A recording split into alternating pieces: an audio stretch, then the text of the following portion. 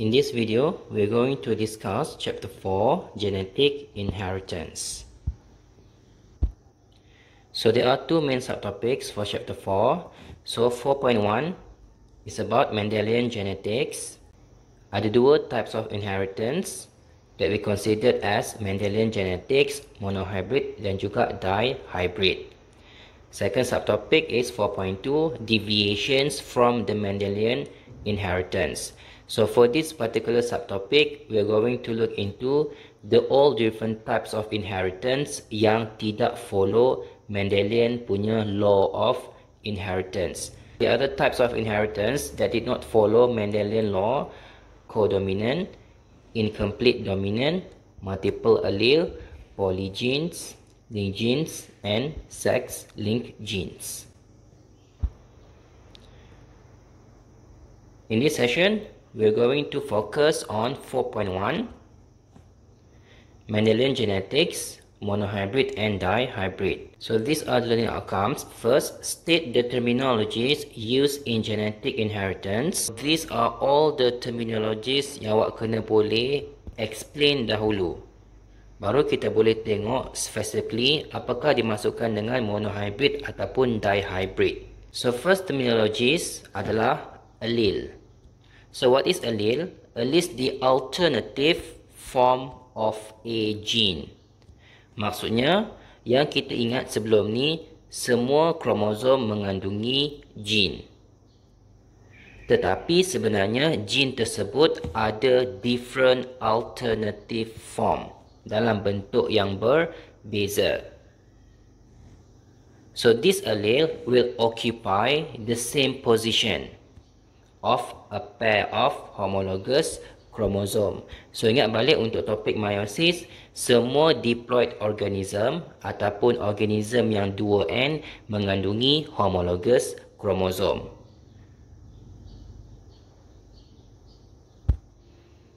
Kenapa kromosom tersebut kita cakap homologous? Sebab dia ada same size ataupun shape. Second, ada same position of the centromere. And then the third one, dia ada same gene locus. Maksudnya, setiap kedudukan dekat setiap kromosom at one particular location, locus, akan terdapat gene yang sama di antara dua homologous kromosom tersebut. Tetapi sebenarnya gene yang sama tersebut ada dua allele yang berbeza ataupun ada dua alternative form. Kita panggil sebagai allele. For example, at this particular locus of the chromosome, katakan ada gene for eye color. So ini adalah gene. Tetapi warna mata untuk setiap orang berbeza. So warna tersebut merujuk kepada the different types of allele for gene eye color. Untuk gene warna mata ada dua jenis warna yang berbeza. For example, kromosom yang sebelah kiri ni kita letak A besar sebab nak kata ini satu version yang pertama. Kromosom sebelah kanan pula kita letak huruf A juga, tetapi huruf A kecil. Kenapa? Sebab kita letak huruf A sebab nak kata dia gene yang sama, iaitu gene untuk eye color. Tetapi guna huruf kecil sebab nak kata dia warna yang lain. For example, allele A besar untuk warna brown. Tetapi A kecil pula untuk mata berwarna black. Katakan. So these are allele. So ada dua jenis allele in this case, iaitu brown dan juga black. Tetapi brown kita guna huruf A besar sebab dia jenis eye color yang lain. Black pula kita letak A kecil untuk eye color yang another eye color. At the same time, dua-dua kita guna huruf A sebab nak kata dua-dua allele ini belongs to the same gene, iaitu gene untuk warna mata. Dan gene ini akan berada at the same position dekat a pair of homologous chromosome. Second, gene. Macam yang saya kata tadi, so gene is a basic hereditary unit consisting of a sequence of DNA that occupies specific location on the chromosome. So gene hanya merujuk kepada karakteristik, dan gene ini kita boleh jumpa dekat specific location. Location merujuk kepada locus, dekat setiap homologous chromosome. Each gene will determine a particular characteristic in an organism. For example, eye color tadi ataupun flower color. So ini merujuk kepada gene. Tapi ingat, setiap gene ada 2 allele. Maksudnya different version of the eye color merujuk kepada allele. Different version of the flower color merujuk kepada different allele, but still belong to the same gene. Next, locus. Locus hanyalah specific position of a gene ataupun allele on a chromosome. Locus hanya nak kata kedudukan gene ataupun kedudukan allele dekat setiap kromosom. Dan kena ingat, setiap pasangan homologous kromosom dekat locus yang sama mesti mempunyai gene yang sama, tetapi tidak semestinya mempunyai jenis allele yang sama. Next, genotype. Genotype pula merujuk kepada genetic constituent ataupun the genetic makeup for a particular gene. Basically, genotype adalah cara untuk kita tunjukkan bahawa apakah allele yang ada untuk setiap gene tersebut.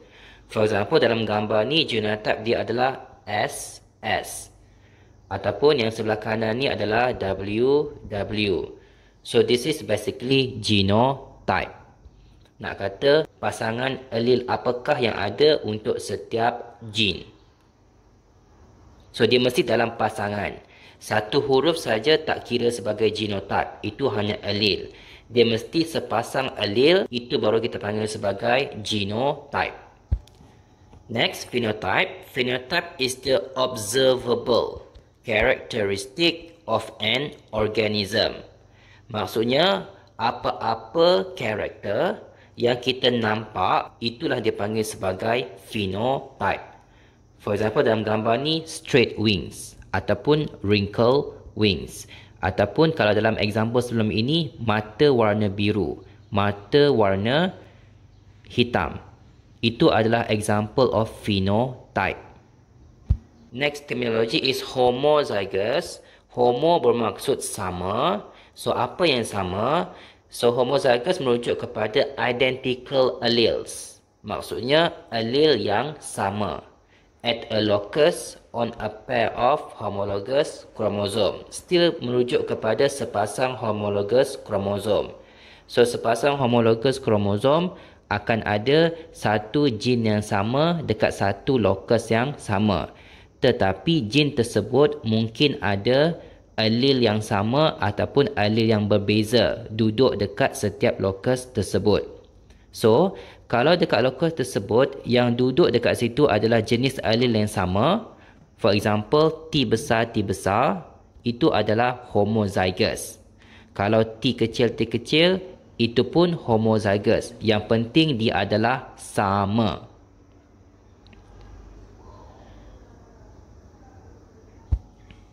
So, dalam example ini, T besar merujuk kepada genotype.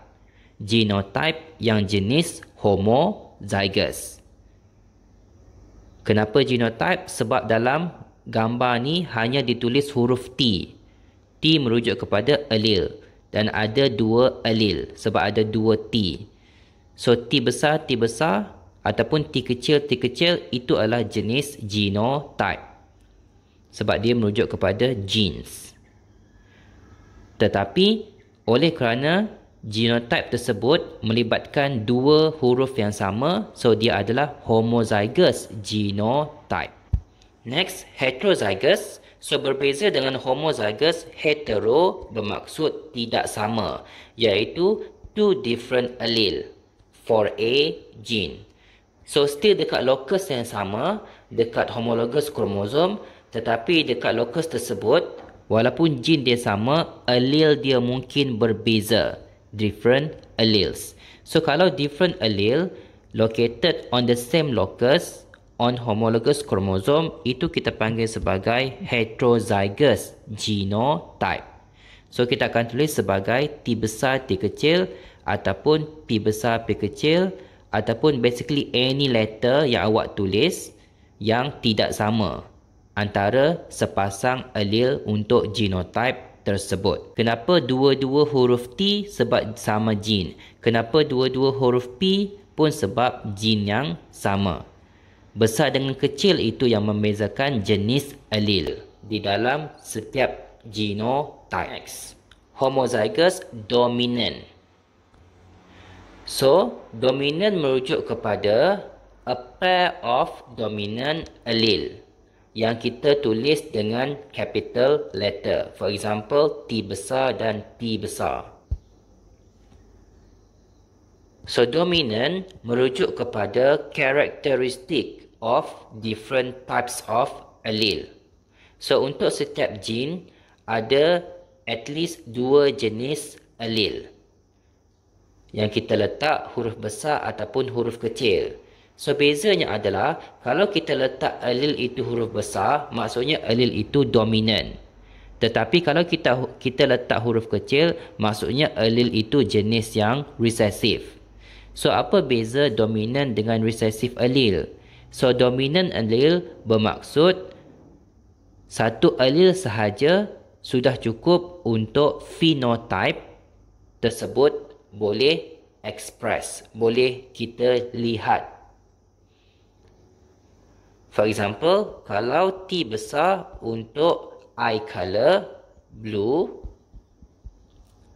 D kecil untuk eye color black.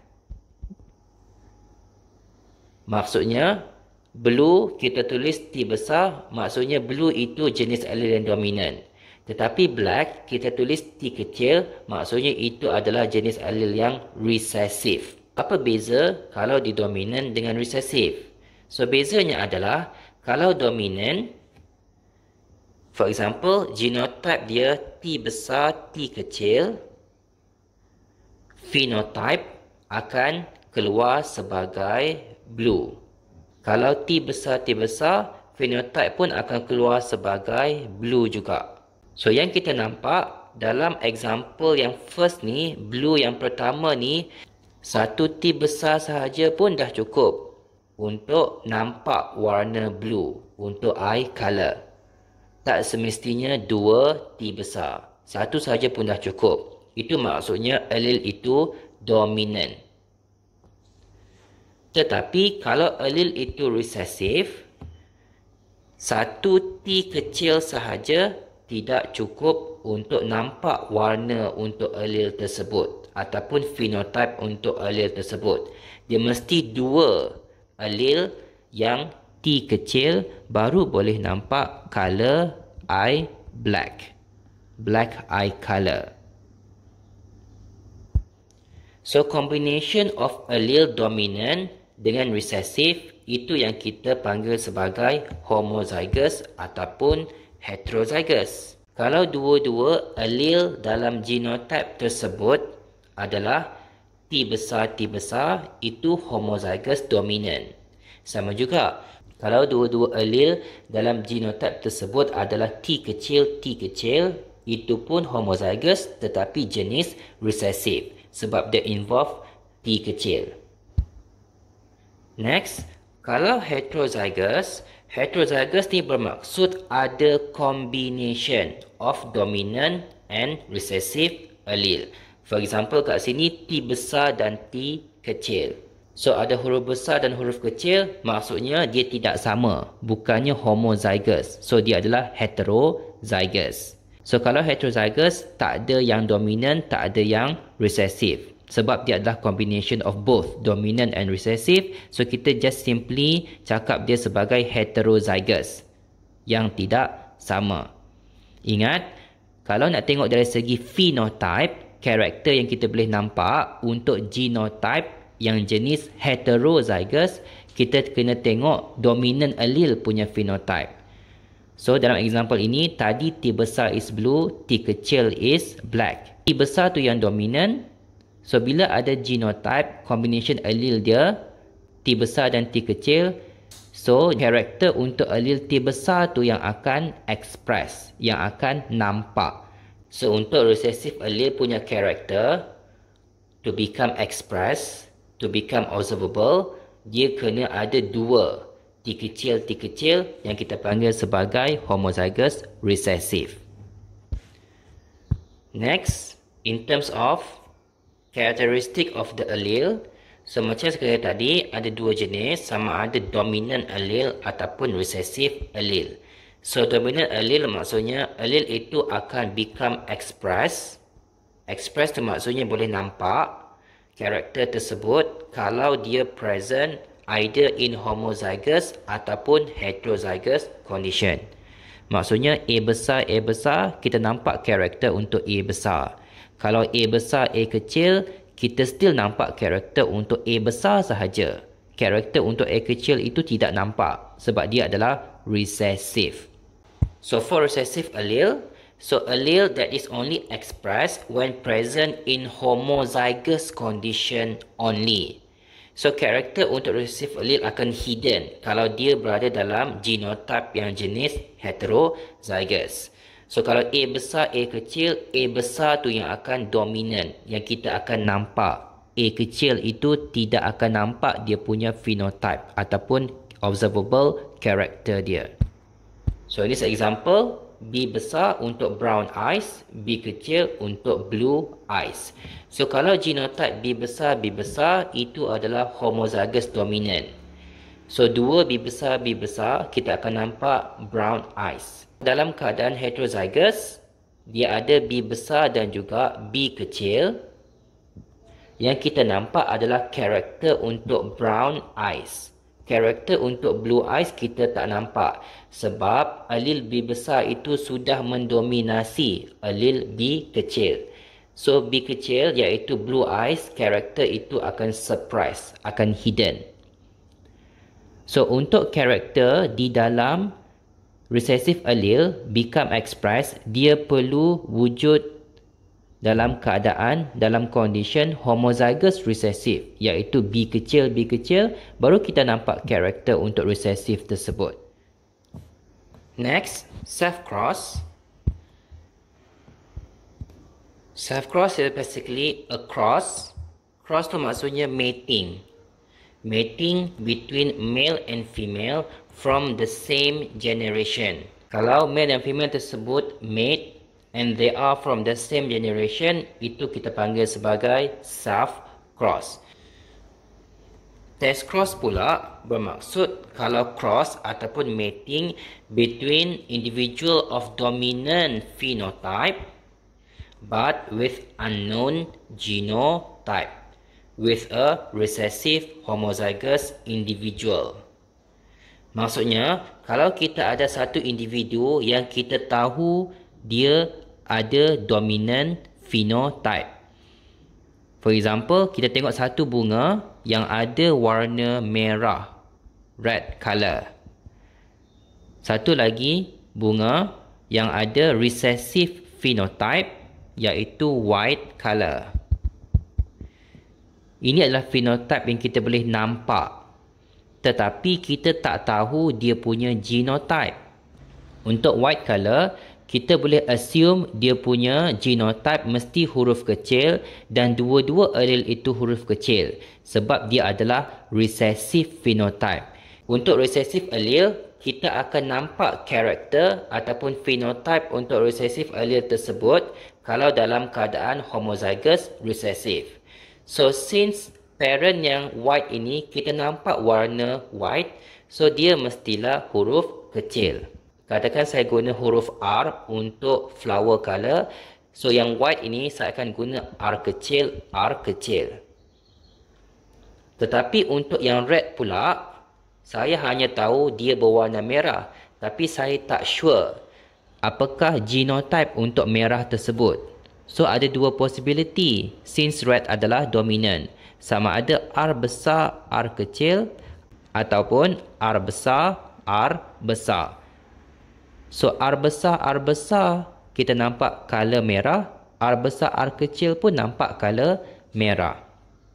So ini adalah maksud test cross, iaitu kita nak buat mating antara dua individual yang kita hanya nampak dia punya phenotype, tetapi kita tak tahu dia punya genotype for the dominant phenotype. Genotype untuk recessive kita boleh predict sebab kita tahu konsep recessive allele. Dua-dua recessive baru nampak recessive phenotype. Tapi untuk dominant phenotype ada dua possible genotype. Sama ada homozygous dominant ataupun heterozygous. So kita tak tahu yang mana satu untuk red flower color ini. So untuk tahu yang mana satu, that's why kita buat test cross. So this is an example of a self cross. So self cross ataupun test cross usually melibatkan generasi yang kedua. So dalam gambar ni, parental generation, generasi parent yang mate, melibatkan homozygous dominant kahwin dengan homozygous recessive. So anak dia adalah heterozygous. So anak dia kita anggap sebagai F1 generation, first generation. Kalau generation F1 tadi yang male, kita mate dengan yang female, tapi from the same F1 generation, itulah kita masukkan sebagai self cross. Bukannya cross dengan diri sendiri. Self tu nak kata from the same F1 generation. Sebab dalam plant, apabila satu parent mate with another parent, dia akan produce offspring, anak, tapi anak tu ada bukan satu, ada banyak. So dalam setiap anak tersebut, mana-mana yang male, kita mate lagi dengan mana-mana yang female from the same generation. So itulah yang kita panggil sebagai self cross. So basically adik-beradik yang kita kahwinkan. So ni pula example untuk test cross. So macam saya kata tadi, dalam test cross, tujuan utama kita buat test cross adalah untuk find out apakah genotype untuk the dominant phenotype. So in this case, example dia bagi anjing yang bulu dia warna gelap adalah dominant phenotype, tetapi berwarna brown adalah recessive phenotype. So since brown to recessive, so kita boleh assume dia akan ada homozygous recessive. Tetapi untuk yang dominant ada dua possibility, sama ada B besar atau B besar B kecil, sebab yang kita tahu dominant allele ada satu je pun dah cukup untuk the allele become expressed. Dia tak perlukan dua. So these are the two possibilities, sama ada dia B besar genotype ataupun B besar B kecil genotype. Homozygous dominant ataupun heterozygous, dia punya genotype. Macam mana kita nak tahu yang mana satu? So that's why kita buat test cross. So when we do a test cross, the offspring kita nampak all black. Maksudnya unknown genotype tadi adalah B besar. Tetapi kalau lepas kita buat test cross tadi, dia punya offspring, karakter yang kita nampak adalah 1:1, iaitu 50% anak-anak dia adalah black, dan juga dia ada 50% anak-anak crossing tadi adalah chocolate. 50-50, 1:1, maksudnya parent tadi dia punya genotype adalah heterozygous. So kita guna offspring punya ratio untuk predict parent punya genotypes. So this is why by doing a test cross, we can find out what is the unknown genotype for the dominant phenotype. Okay, next, how to construct a genetic diagram. So basically, genetic diagram adalah diagram untuk tunjukkan apa yang berlaku apabila dua organism mating. So untuk lukis genetic diagram, ada beberapa syarat yang awak kena ikut. First, kena always label apa yang awak lukis tersebut. Iaitu first kena label dulu, apakah parental phenotype.